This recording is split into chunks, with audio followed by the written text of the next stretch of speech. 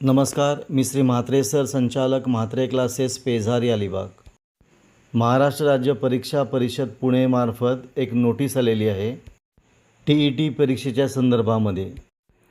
महाराष्ट्र राज्य परीक्षा परिषद मार्फत 28 जून 2026ला संपूर्ण महाराष्ट्रामध्ये एकूण 1028 केंद्रावर शिक्षक पात्रता परीक्षा म्हणजे TET परीक्षा घेण्यात येणार होती. मागे जी नीट परीक्षा झाली होती त्या परीक्षेमध्ये पण गैरप्रकार झाले होते.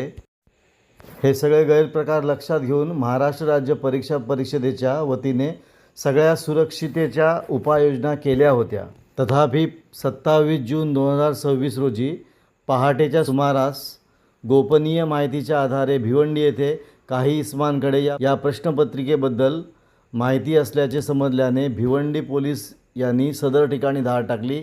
त्यानंतर तपासणीसाठी महाराष्ट्र राज्य परीक्षा परिषदेच्या अधिकाऱ्यांना बोलून तातडीने पडताळणी केली असता सदर इसमाकडे TET म्हणजे शिक्षक पात्रता परीक्षा जून 2026 परीक्षेच्या प्रश्नपत्रिकेतील काही प्रश्न समान असल्याचे आढळून आल्याने भिवंडी पोलीस ठाण्यामध्ये गुन्हा नोंदवण्यात आला आहे. आणि म्हणून सदर परिस्थिती लक्षात घेऊन 28 तारखेला म्हणजे 28 जून 2026 रोजी आयोजित करण्यात आलेली शिक्षक पात्रता परीक्षा म्हणजे TET परीक्षा पुढे ढकलण्यात आली आहे.